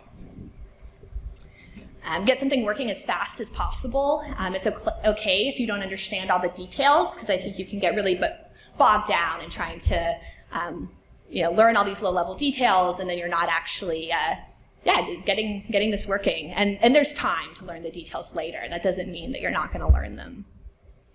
And then I really recommend helping others, answering questions, and writing about what you're learning. And I'm recommending that because I think it's a crucial part of your own learning. So this is, even though I think altruism is important, that's not why I'm saying this. It's because the test of whether you know something is whether you can build with it and whether you can explain it to somebody else. And so it's really important to do that. Also with the writing about what you're learning, I really encourage people to blog. And it's something where you don't have to be an expert to blog. The idea is that your audience is the person that's 1 or 2 steps behind you. And you're best positioned to help that person, because often experts have forgotten what was hard about getting into the field, whereas it may still be fresh in your memory. What would have been helpful to you to read a month ago, if only you had known then. So that should kind of be your target audience. And then the things to avoid. Don't just read or watch tutorials without taking time to code. You kind of really learn by doing. Similarly, don't kind of just execute other people's code. Shift-enter is what executes a cell in a Jupyter Notebook. It's really valuable to be typing and to be modifying the inputs and seeing how that affects the outputs, and to try little variations and see how that impacts the code. But you learn by doing. And then, don't feel like you have to understand all the components first, because there's time to learn them later. And I think particularly something like this where there are just so many components, it's really easy to get bogged down and not get anywhere.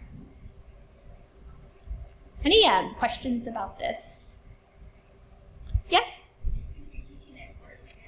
So this course will be offered again starting in late October, I believe. Yeah, so keep an eye out for it. We offer diversity fellowships, and I will we'll tweet about that and we'll post it on our website, FastAI. But yeah, it will be offered, and it's 1 evening a week. I see a hand over here. Can you talk about productionizing these models?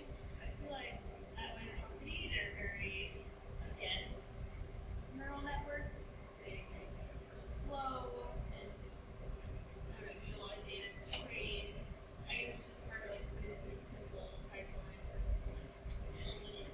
So the question was about productionizing these models and having concerns at your company that this is slow to train or hard to productionize.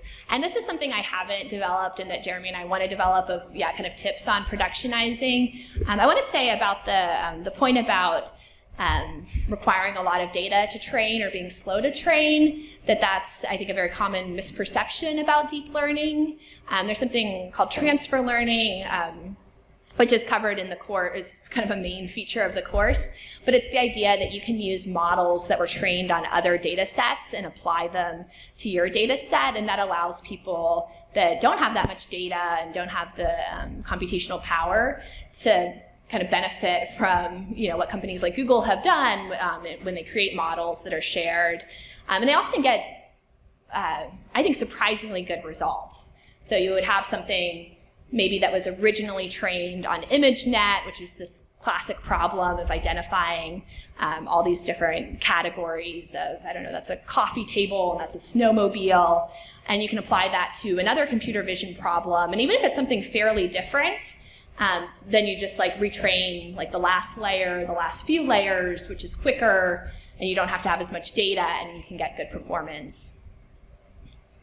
So that's a possibility, but yeah, productionizing is something that I expect us to do more on in the future. Other questions?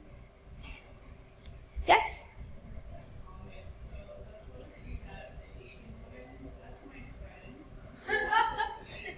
Oh, really?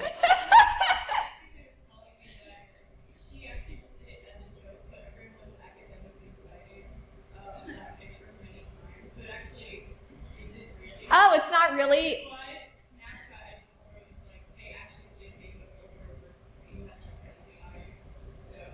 Oh, crazy. Okay. Wait, so has she publicly revealed that it was a joke? Because this gets like cited all over the place.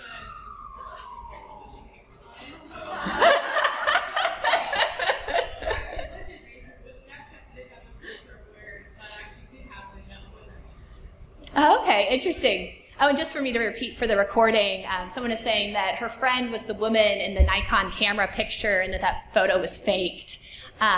Although I do want to point out that there was another photo of an Asian man with a different software being told that his eyes were closed. So I think this issue has arisen elsewhere. But yeah, that's fascinating. I'll search for that. Cool. Yeah, and then I've kind of already covered this about, the test of whether you understand something is if you can code and build it, if you can teach it to somebody else.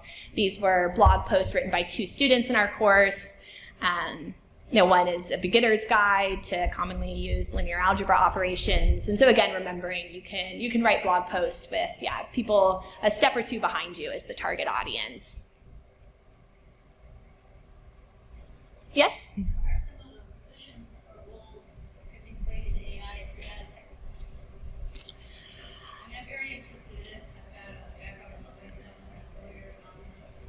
Oh. Yeah, so the question was what sort of roles can be played by people that are not technical in AI, particularly someone that has a background as a lawyer and working in policy, or that you said low income. Actually when I was preparing this talk, I was like, oh, I hope they're lawyers at this talk. But then I was like, oh, there probably won't be. But just like some of the legal issues that were raised, I feel like are really important. I would encourage you to learn some coding, even if you're still kind of working in the capacity as a lawyer, like a lawyer who codes and knows some about AI, I just feel like it's going to have a lot of potential to do things. But yeah, I am excited to have a lawyer here because I think that this does raise a lot of legal issues. But yeah, I would encourage you to. Yeah, start with Keras. I mean, if you're do you code or? Yeah, okay. Yeah, and you might want to spend some time on Python first. So if you're kind of brand new to coding, I would spend some time learning Python and then move on to this. I'm excited that you're interested in the field.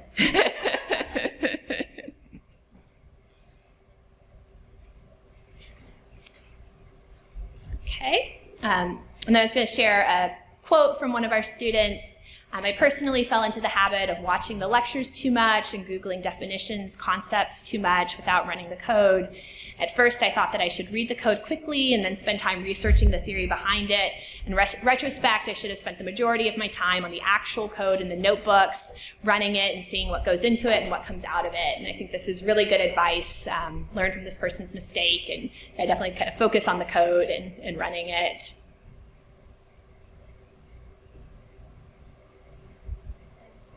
And then, so I set another entire demo planned. I'm going to stop. Yeah, I'm getting the stop signal. I see people packing up.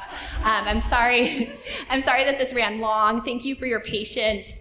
The demo is available in the Jupyter Notebook, and it has lots of text. So I encourage you to give it a try on your own, even though we didn't have time for it here. It's kind of just the second part down here, doing some movie review analysis. But yeah, thank you everyone for your patience and your attention.